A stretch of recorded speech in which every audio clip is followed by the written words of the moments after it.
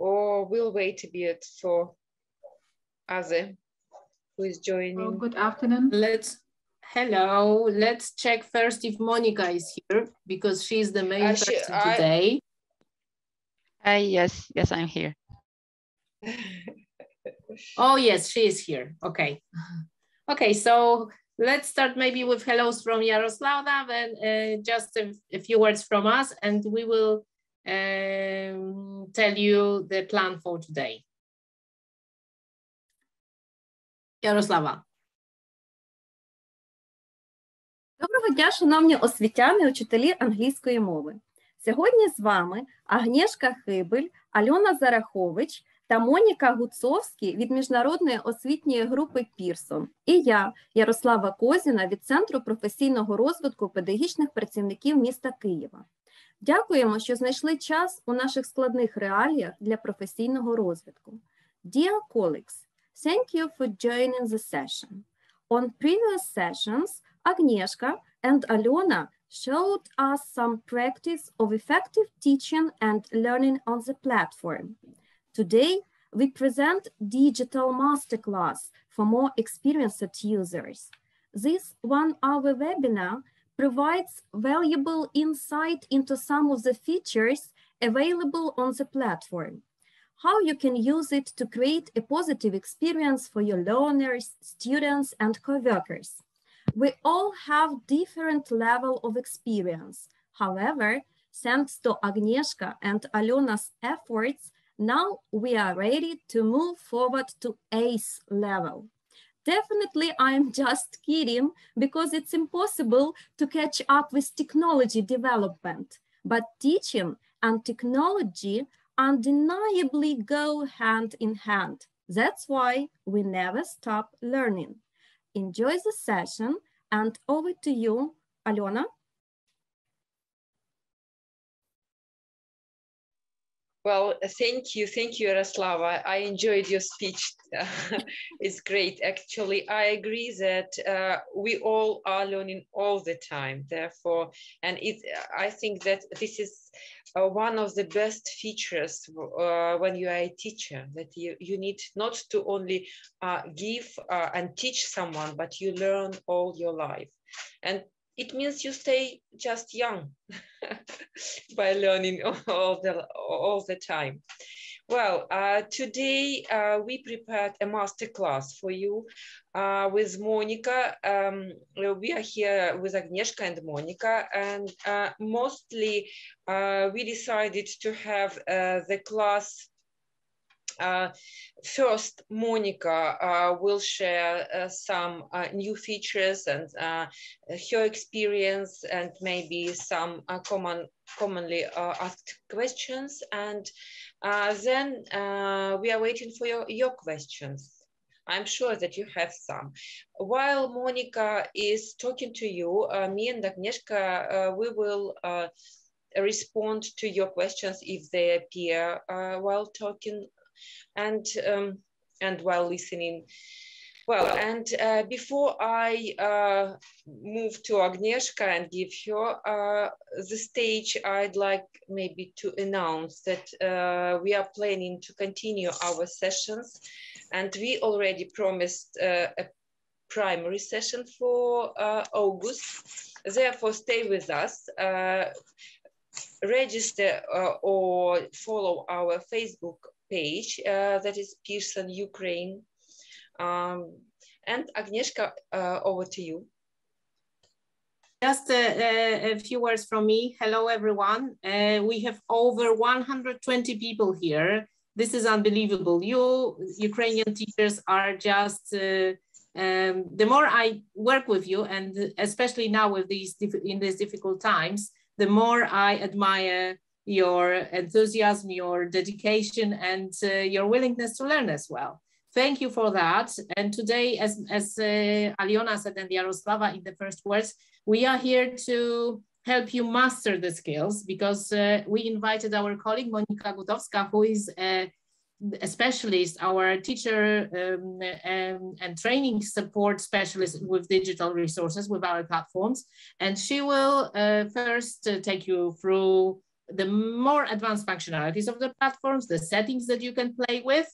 And if any questions come up on the way, either write them down or you can ask them and we will try to respond and leave some time at the end for you.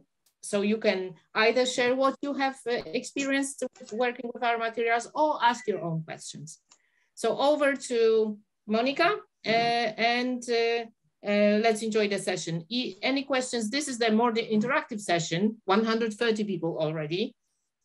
So a big crowd, hands up or questions in the chat will be okay. And while we are not talking, let's mute ourselves so that we can hear well, okay? So Monica, over to you. We already have one hand, I see, Irina Zirka.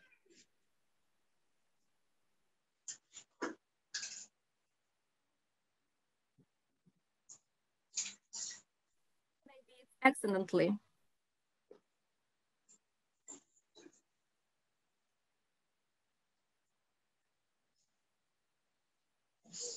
Monica? Hi. Hi, everyone. Hello. Thank you so much for joining us today and welcome to the Digital Masterclass. As Agnieszka and Aliona mentioned, I'm a digital specialist and trainer on my English Lab and Pearson English portal. And today I will walk you through some more advanced options such as Zoom and how to set up a Zoom class. I will also talk to you about virtual class that can be set up in the active books that you will use throughout your teaching process. And then we will move on to my English Lab. And there I will also tell you more. Sorry, I will tell you more about some important settings when it comes to assigning homework to your students. So first of all, let me share the screen. Okay, let me check with Agnieszka. Agnieszka, can you again maybe give me the option to share my screen?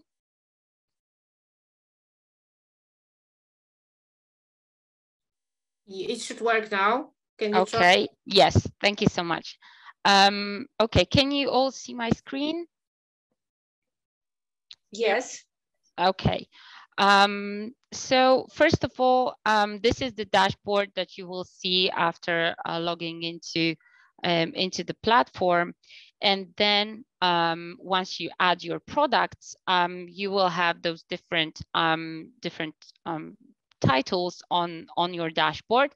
You can also add some of the most used ones to your favorites by basically going into one of the levels and then selecting that star and then just add it to your favorite, so you always have it at the top of your list. So first of all, once we take a look at the dashboard, in the upper right corner, you've got the dashboard link, the settings link, notifications.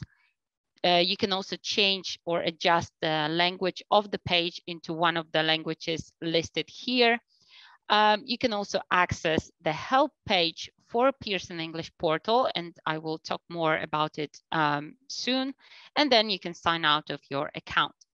When it comes to settings, we've got some account settings. These are your personal information, such as your first name, last name. You can also adjust your native language here and country of residence, and you will also see your email address. If you want to receive any notifications from Pearson English portal, you can also adjust this box to receive any kind of updates about how the platform is changing.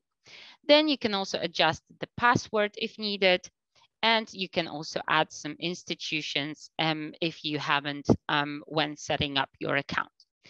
Getting back to the settings, we also have assignments and performance, and these allow you to adjust some specific settings when it comes to your Pearson English platform products. But more of that, I will tell you more about it when we switch to My English Lab, because the products that you're currently using, so Focus and Wilderweld, these are primarily My English Lab products. Therefore, the settings for that platform will apply there more. In order to be able to set up a Zoom class, you will have to link your Zoom account to it. Therefore, once going into your settings, you will see the Connected Services tab. Here, you will be able to connect your Zoom account to your Pearson English platform account, and then you will be able to set up the class.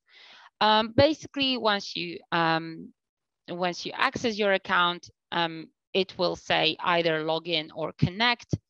You will be asked to create a Zoom, a free of charge Zoom account, or log into your existing one if you already have an account on Zoom, and then it will link to your profile on Pearson English portal.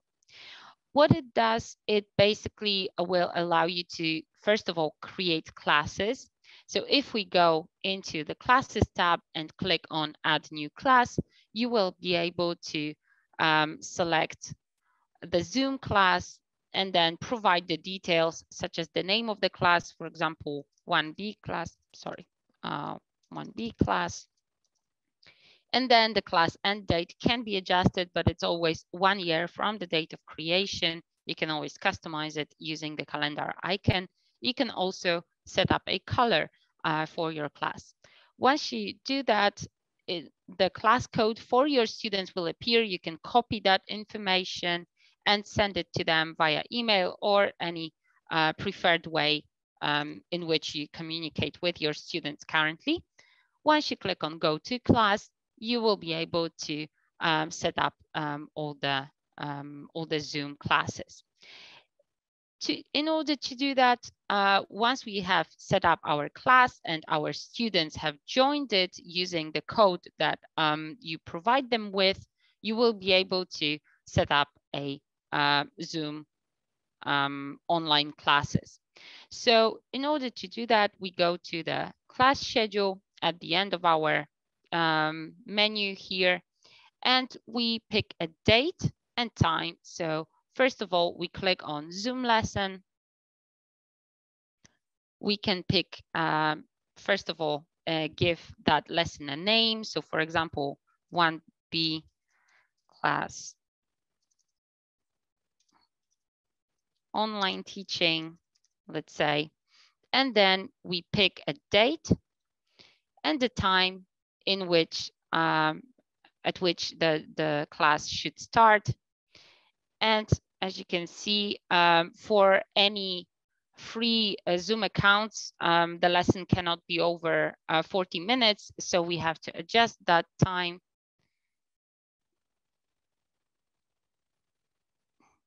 Okay, got it. So we will have that 40-minute limit to our account. And then once we do that, we go to the participants list. So first of all, we pick our class. We can see our students on the list, and we can also check the teachers. So if we have any additional teacher, we can also invite them to that class. Once we click on create lesson, that lesson will be created and should show up in our calendar right here. You can also copy the link and the password. It will be also sent to your students. You can start the lesson or you can close it for now and then start it when the time comes. So as you can see, we have set up our class 10 a.m. on Thursday, 12th of May. Once we open it, again, we can copy all the information that our students need. We can also edit the lesson or duplicate it. We can also provide lesson description or add it to our personal calendar. So that's how you set up our Zoom classes. Before we move on to the into the active books and our virtual classroom, let me walk you through the help page that we have for Pearson English Portal. So if you will be using any of our products later on, you can see that we've got two instances of our help pages, one for teachers and one for students. In the one for the teachers, we have a very simple section on how to get started. So how to register your account, how to add the product and reset your password if needed. In using Pep section, you will see all the different materials covering each and every aspect of the platform. For example, how to manage your class or how to add some more students into your classroom. And of course, some editing of the profile settings. Once we go back to our page, we also have Pep Tools and Components. Here you will be able to find some more information about the Zoom integration, Active Teach, ebooks, and so on. We also have some free teacher resources, some downloadable guides and video tutorials. And finally, if you need any kind of support regarding your product or your account, you can always get in touch with our support teams by using contact support.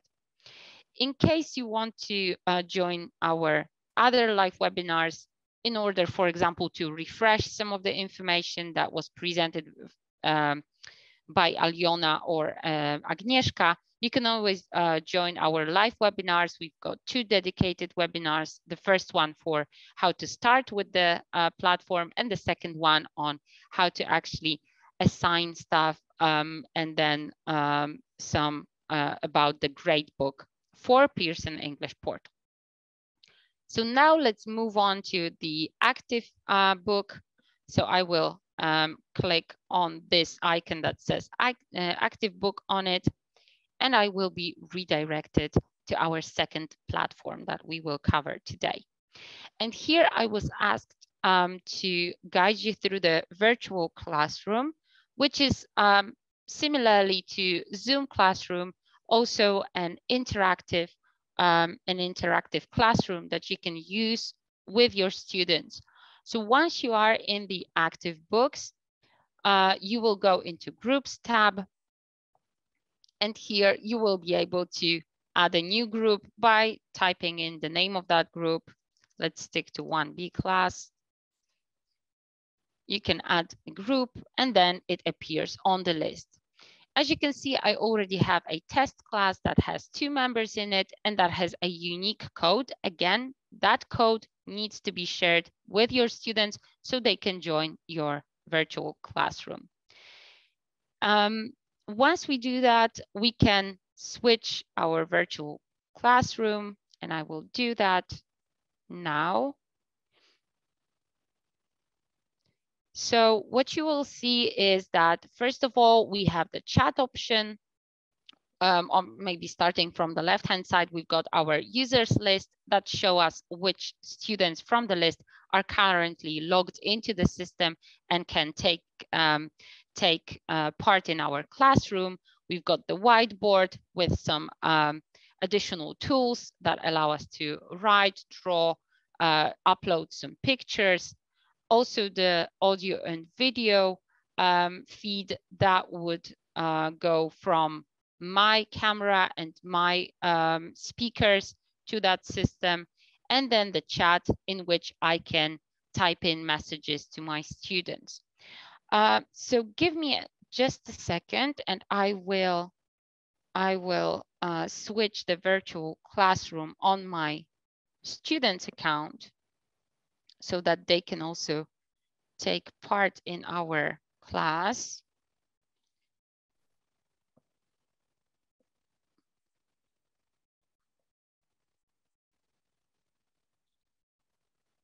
Okay, so we are currently logged in and my student is already there. I can message them.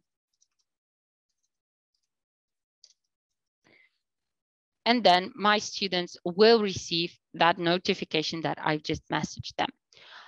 What we also can do, as I mentioned, for example, you can add a photo here, and then the system will add a photo that then, for example, we can discuss with our students in the classroom. It might take some time to upload it, and then you should see me on a camera in a second.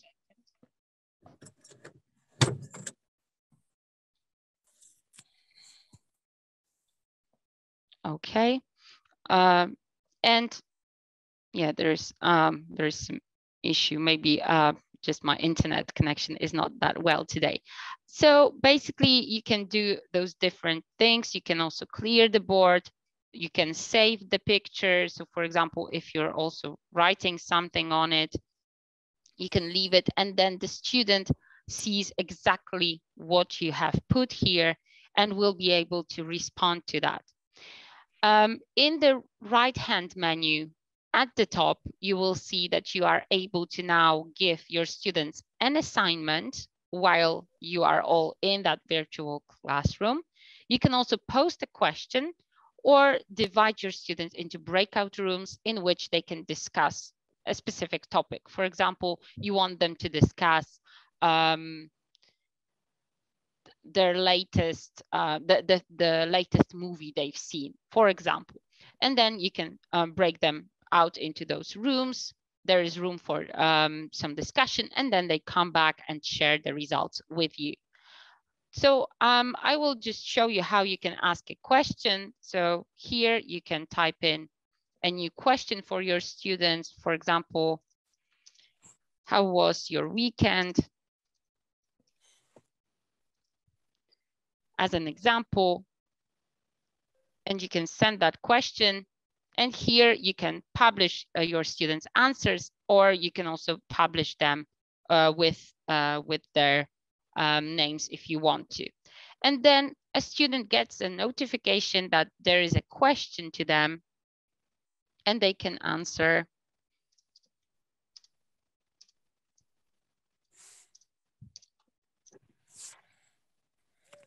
So now I'm answering as the student, and I can send the answer. I can see the answer as the teacher. The same goes with an assignment. So if I now assign some content to my students, first of all, I have to select the book that I'm using, and then I can pick a specific section and also select specific exercises. I can preview the exercise if I want to before I assign it to my students. So that preview option is also present there.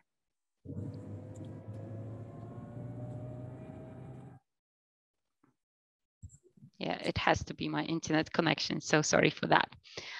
Because it's all interactive, as you can see, it takes a little bit of time. So I'm selecting that exercise, and I will start the assignment. Here I can see how my students are doing. And now as a student, I got the assignment, I open my lesson.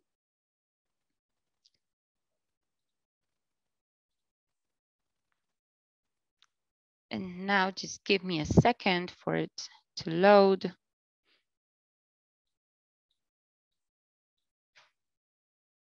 So here, as a student, I can start answering the question. So we've got interesting, boring, loud, quiet, positive. Let's do some stressed and sociable. And I can check my result, and I can submit it. For my teacher, I will see the errors, the checks, and the total score that my student had. And because I've got 2 students who got the exercise and only 1 that did it, for now it's 30%. Okay, so that's how you can use that classroom. So again, you can assign some assignments while in that virtual classroom. You can ask some questions. If the class is big enough, you can also move them to breakout rooms, and you can also use the whiteboard if needed. And finally, you can end your class, and that all of that will be submitted. If you need any specific help on active books, you can contact us using, using the link here at the bottom. Okay, something is not working. Yeah. So we've got the help here. Okay, I'll try that again later. So that's about how to use a virtual classroom in the active books. Going back to our dashboard, you can also go to my English Lab platform, which will be of your main focus because of the products that you're using. So first of all, we always select the product that has My English Lab label on it, and then we are redirected to our main platform of interest. And here you've got 5 main tabs. We've got assignments, course tab, gradebook, messages, and settings. And here the most important thing is that the assignments that you have in the, or the activities, rather, the activities that you have in your course box, they can be both practices for your students or assignments. And here the most important thing is to tell your students about that difference. So practice activities, your students can access their practice activities from the course tab. So whenever they are in the course tab, they can practice.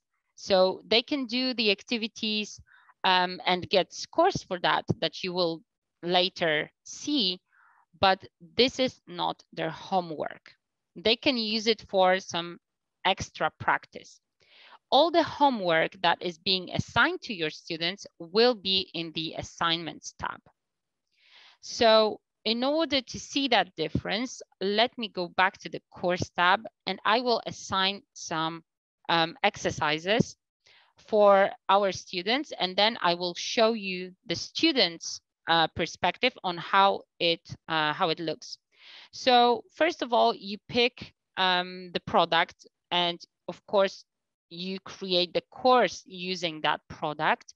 And then from the left-hand menu, you can pick the section in which you are interested. It can be a unit or it can be a whole workbook as we have for focus.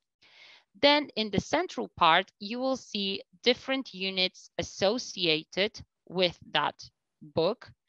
And then we also have the subunits that you can expand using that arrow right here. For some of the exercises, you can see teacher graded label, which basically means that once you assign it to your students and they do it, you have to revise it. You have to go through your students' answers and then give them grade. If any of those activities doesn't have that teacher graded label, it means that these are automatically scored by our system, which means once your students submit it, they will receive their grade immediately. So if you want to, you can also click on the name of the exercise to see what it looks like from, first of all, teacher perspective, because it, as you can see, it already gives the correct answers. But here in the upper right corner of the page, you've got switch to student view, which enables you to see what it looks like for your student. And here, the most important thing is that once your student do the activity, they should always submit it, because if they save it, then their answers are saved, but it's not submitted for scoring. So once they finish, they always have to click on submit button, and that's how they get a score. So I will pick some of the exercises now, and I will click on assign. I will select my students, and in the I will also select a due date. And here are some important settings that you can customize. So first of all, you can decide upon how many attempts your students should have to do the activities that you have selected. You can go with the unlimited number of attempts, or you can go from 1 up to 20 attempts. So if the exercise is relatively easy, you can stick to a smaller number of attempts. However, you can always pick the unlimited option, and then once your students achieve a maximum of 100%, that's when they finish. Then, because I haven't selected any test, I cannot adjust the test attempts, but if you had the test, you will also see the drop down here. The next thing is to automatically set score to 0% if a student fails to submit an assignment or a test. And this basically means that if your student didn't meet the deadline, they will be graded 0% for each unsubmitted activity. And here, what is important to remember is that even if you reassign that activity to them and they do it for the second time, that 0 stays on their account, and then the next score they get is the new score, but it's still, the 0 is still counted in their average score.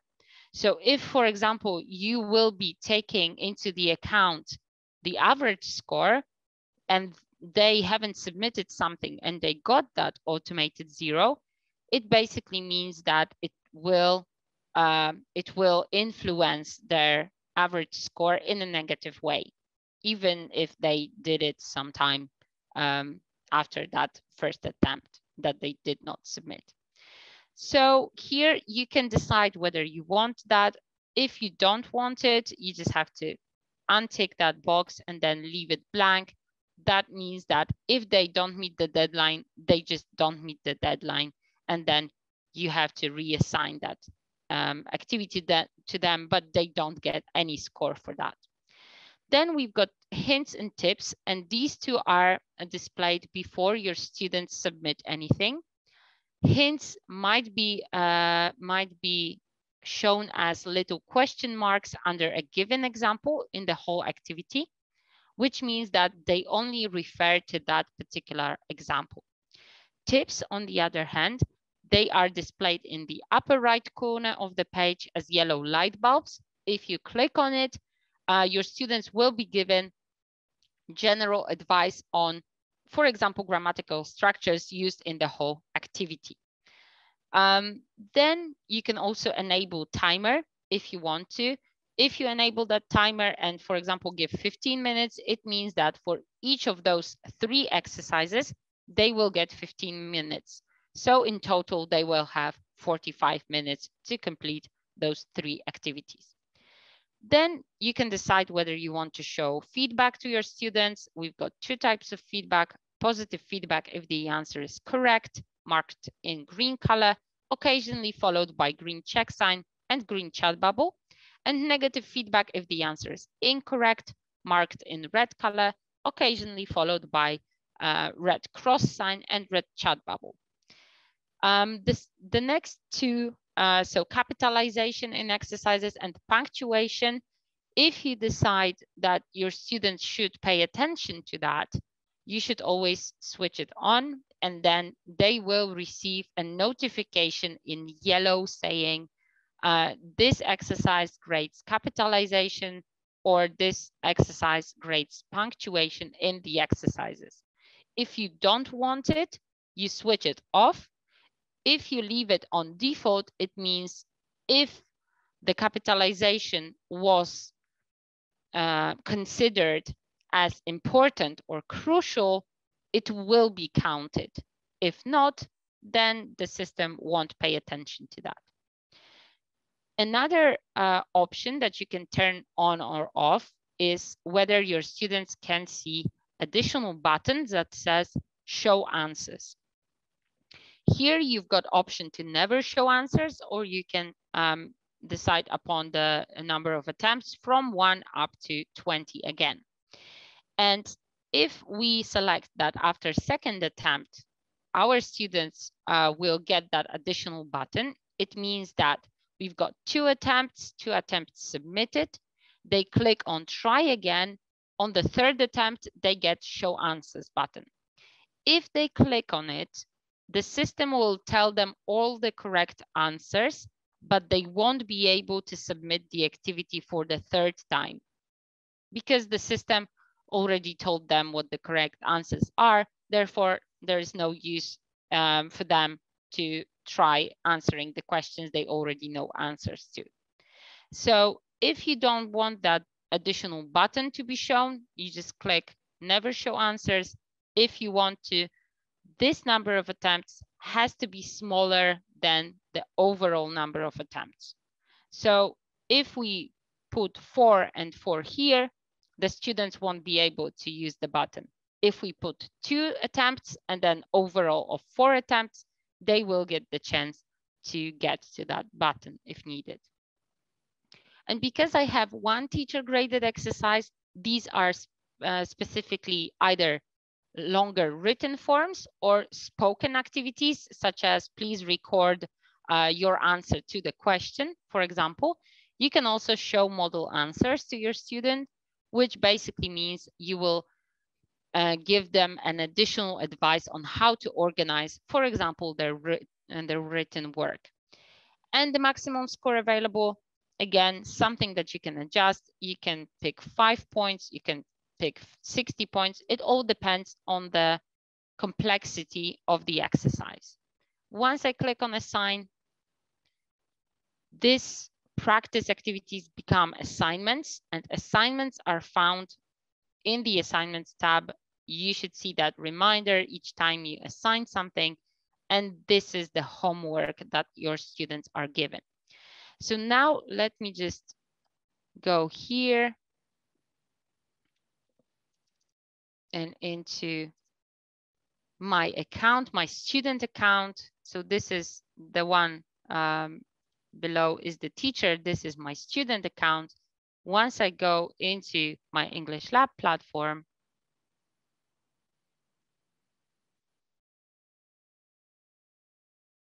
I will see that in the assignments tab, I have some homework to do. So I can see the start date, the due date, how many attempts I have remaining, and then I can also open that exercise and start answering that. As you can see, this is my first attempt out of 4. The time is 15 minutes and it starts going off. I can submit my activity, I can exit. So each time I have that exercises here. As for the practice activities, as I've told you, these are in the course tab. So once your students go here and go into one of the units, let's say in vocabulary, you can see that some of the homework exercises, these are selected as assigned, which means this is your homework. This is a practice. So for the open link, this is the practice. They can do it. They don't have number of attempts because we haven't told them that they need to have somehow limited number of attempts. And now I can submit the exercise. I get my score immediately because this is an automatically graded exercise. I can try again. And here what you will see is that the correct answers are being left. So I only need to fix my other ones, and then I can submit it for the second time, and then my score improves. Here you can see the show answers. So if I click on it, I will see the correct answers, but now I don't have a way of trying again or submitting the activity. I can only exit it or move on to the next one.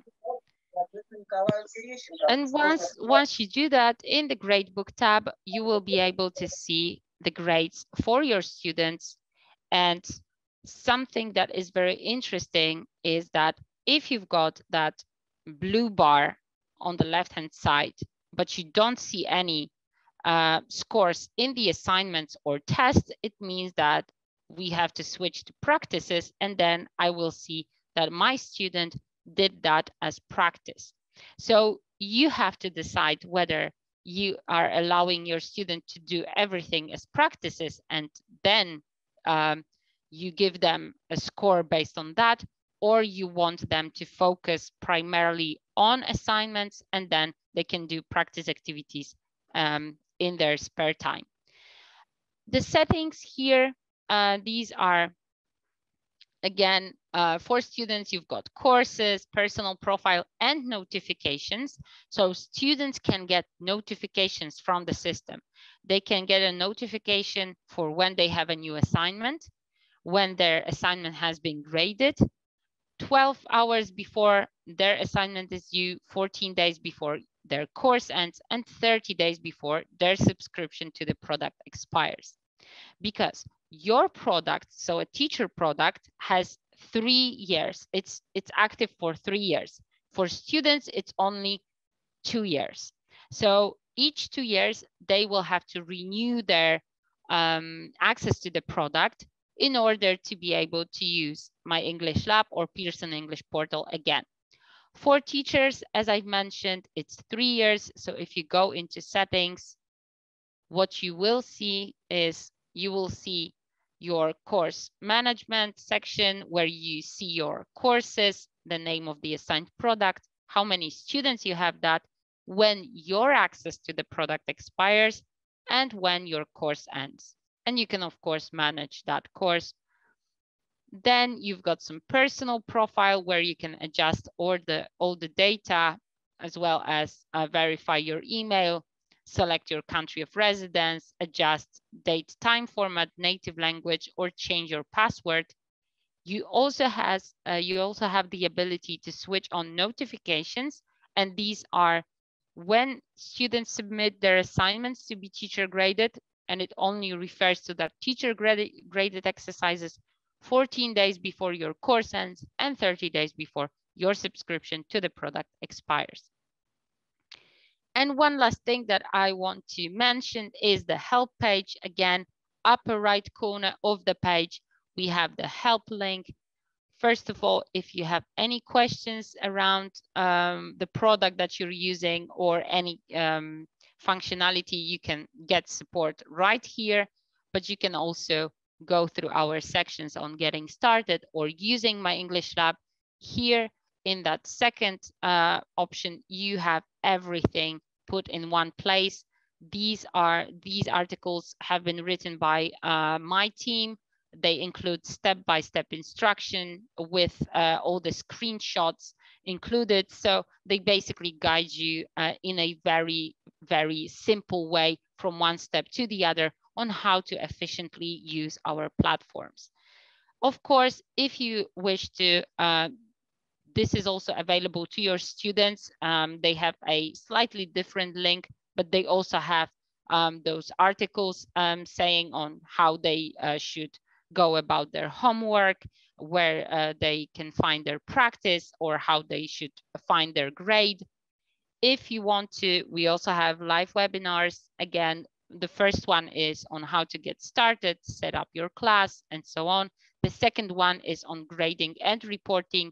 These are delivered in the current time zone that we are in. So Warsaw and Kiev one. And we have them basically at different times available to you. We also have some downloadable guides if you wish to download something and then just browse it through in your spare time. Okay, I guess that's it from me. I've talked a little bit too much, I guess.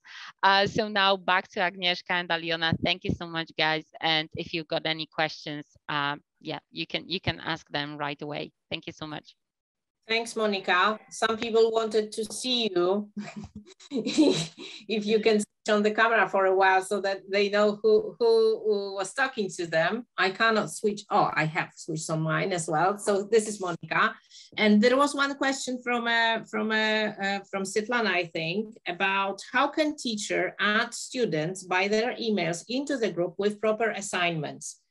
I'm not sure I understand the question well. So Svetlana, if you am I. Maybe Svetlana can switch on her sound and explain.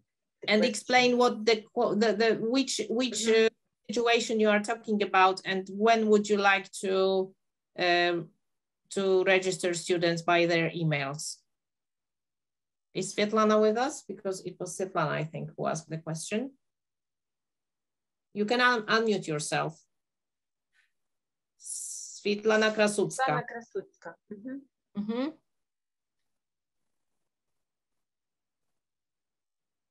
Disappeared.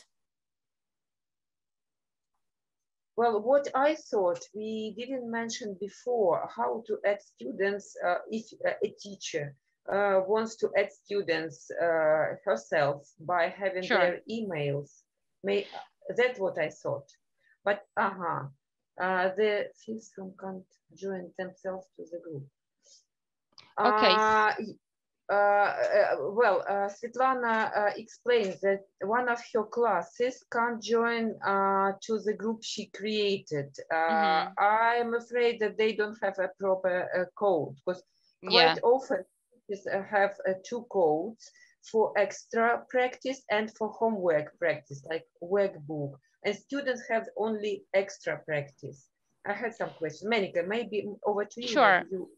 Yeah, so when, if you can see my screen still, if you've got a student that cannot join your class for whatever reason, you can try to register it, you can try to register them yourself. So when you are in the settings tab, because I assume it's for my English lab, then you select the course you want to register them in. And if you go to manage link, the first tab that you will see is manage students. Here you can click on register new students, and then you can either do it one by one by providing their first name, last name, email address, and the username will be generated on the basis of their first and last name. Or you can do all 5 in one. You just need to download the template and then upload it to the system by providing, again, first name, last name, email address. And then once they log in with the details that you will provide them with, so the username and the password, they will be asked to provide the code. So the access code that they had in the book. And once they do that, they will be in the classroom. However, if the code is an issue, then they will be in class, but the system will ask them over and over again about the right code. So Svetlana, you can also contact us by using that getting support link, provide us with some more details and maybe codes that you sent to your students, and then my team can check it and get back to you with some answers. Yeah, no worries. Yes, Svetlana explained it. Yeah, we see. Yeah, Monica, can we see? Yeah, no worries. And then we also have the student need a new book. It all depends. Sometimes we will be able to switch the code. It depends on the product and then the pricing for the product. So yeah, it needs some proper investigation. So I just don't want to, make it too simplistic if it's not. I can add a word here on codes because some of your students and yourselves probably have the codes active before, meaning that the students activated the codes that they had in their printed in their books. Okay, and we have here you need to be aware of what the students are activating, because I'm showing you an inside page of the book. This is Focus. And inside here, you may have a lot of different configurations. So for example, the students may get, if they are using a printed student's book with My English Lab or online practice access code, this should open, from now on, this should open both the digital student's book to them, because we added the digital student's book access to the printed course book. Plus, it will open the extra online resources and the full MEL, the full online workbook. If they are only using the book without MEL access code, they will get, again, the digital course book. They should get the digital course book plus the extra online resources, but not the full workbook, right? So you have to check what code exactly your students are activating, because the problems with access that you mentioned may be the problems because of the very code that the students are using. Since the war started, as you probably know, Pearson has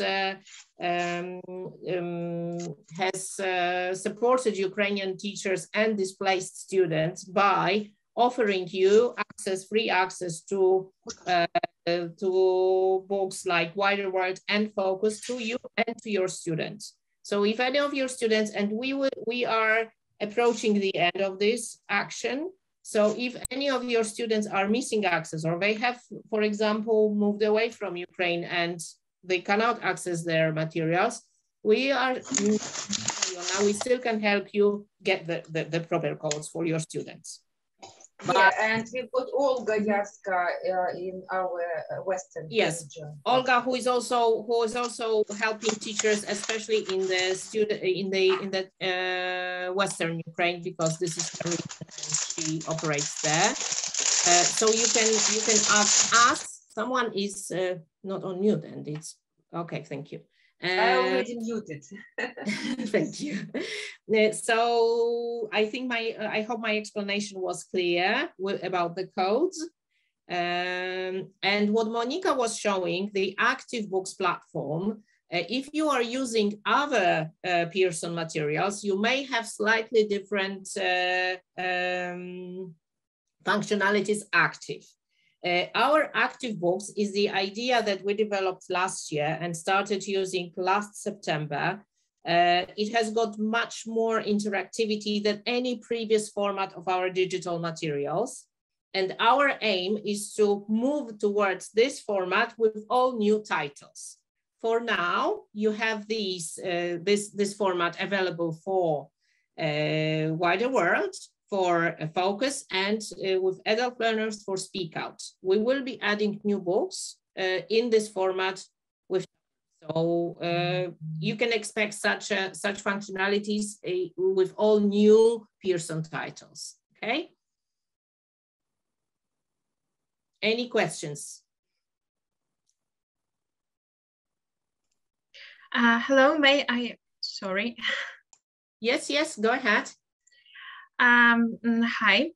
So I'd like to ask you if it's possible, for example, if I'm already have been using your platform for a while, and my students bought this year new books with Active Book inside, but I don't have this access.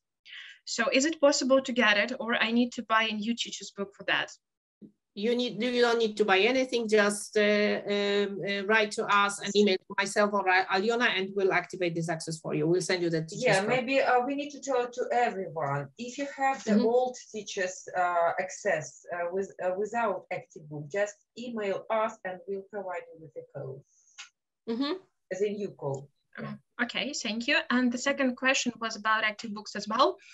So if I already have a group, in MEL, so with online workbook, do I need to create a new class, or I can add it to Active Books? So how it works? Is it combined, or it's two different classrooms? So basically, how you do it is, if your students already have an account, you go into the Active Book tab, and in the Groups tab, you have to create the class and then give them the code, but they can reuse the accounts they already have for MEL or PEP. So they don't have to create a new account, but they have to join a classroom, because what we've shown you today is that we have integrated 3 platforms into one landing page. That landing page is Pearson English Portal, and from that you can go to Active Books, which is another our platform, or My English Lab, which is the 3rd one. So basically each of those, they need the separate classrooms, but the good thing is that you can use the same account to have all those 3 in one place. Mm-hmm. Okay, I see. Thanks a lot. Yeah, no worries.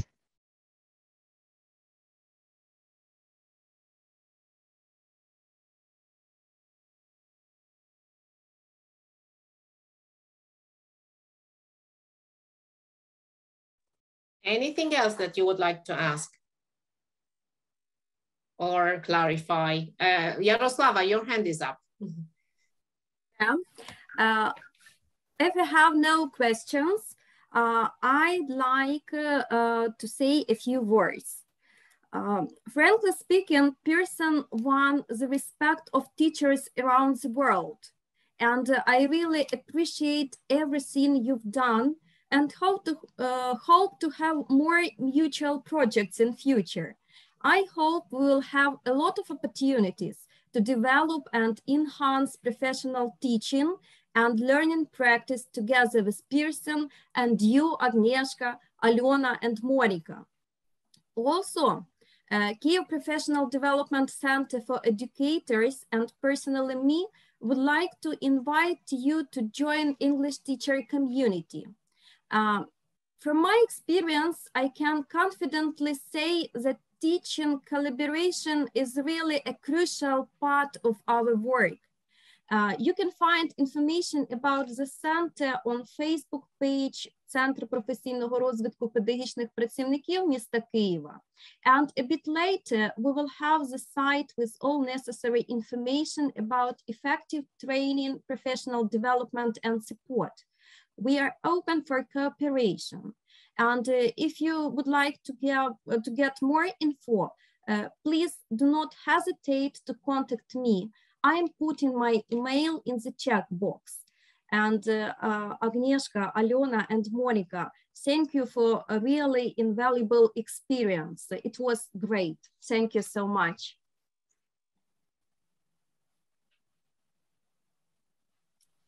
Oh, thank you, Slava. Yeah, that's another question, but Monica already replied. Therefore, I think that. Yeah. And with Svetlana, the issue with the registration, if Monica's explanation is not sufficient, let's get in touch directly, and we will take you through the process. Okay.